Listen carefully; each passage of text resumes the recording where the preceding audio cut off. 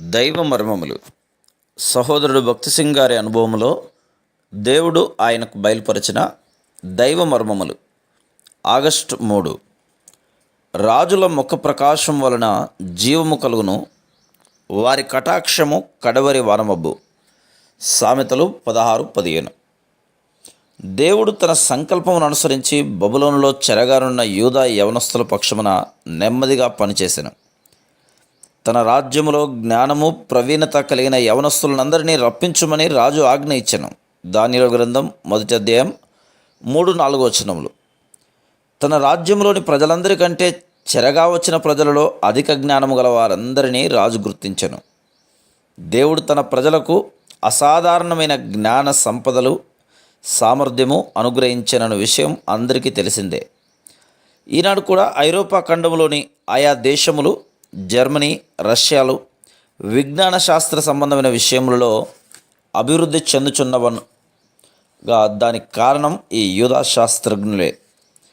అసమానమైన తెలివితేటలు ఈ యూదా జాతి సొత్తు. ఈ యూదా బాలులను తన రాజ్యములో ఉన్నత స్థానములలో నుంచి తద్వారా తన రాజ్యాభివృద్ధికై వారిని వినియోగించుకొనవలనని రాజు కోరెను. ఆ ఉద్దేశంతోనే వారికి తర్ఫీదు ఇవ్వగోరెను. ఈ యవనస్తులు బబులోను సంకల్పములను విఫలము చేసి చెరలోనున్న యూదులకు విడుదల కలిగించుట్లో దేవునిచే వాడబడిరి. ఈ రీతిగా దేవుడు పనిచేయును. సాతాను తంత్రములనే దేవుడు వాడుకొని వాటి ద్వారానే విజయం చేకూర్చును. ఒక ఉదాహరణ చూడండి. పరిసయ్యులు, సద్దూకయ్యులు యేసు ప్రభులో ఎల్లప్పుడూ తప్పు కనిపెట్టవలననే చూస్తుండిరి. అయితే వారి మాయోపాయములలో వారే చిక్కుకొనిరి. ఒకప్పుడు పాపము చేయుచుండగా పట్టబడిన ఒక స్త్రీని వారు యేసు ప్రభు యొద్దకు తీసుకుని వచ్చి ఇట్లు చెప్పిరి: స్త్రీ వ్యభిచారము చేయుచుండగా పట్టబడెను, అటు వారిని రాళ్ళు రువ్వి చంపవలనని ధర్మశాస్త్రములో మోషే మనకు ఆజ్ఞాపించెను.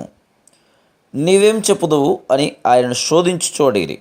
అందుకు యేసు, మీలో పాపము లేనివాడు మొట్టమొదట ఆమె మీద రాయి వేయవచ్చు అని జవాబిచ్చెను. వారందరూ మనస్సాక్షి చేత గద్దింపబడిన వారై ఒకరి తర్వాత ఒకరు వెళ్ళిపోయిరి. అట్లు వారి స్వంత పాపములను వారు ఒప్పుకొనవలసి వచ్చెను. ఆ రీతిగా ప్రభువు వారిని అనేక మార్లు సిగ్గుపరిచి వారి పన్నాగములలో వారే చిక్కుకొనున్నట్లు చేసెను.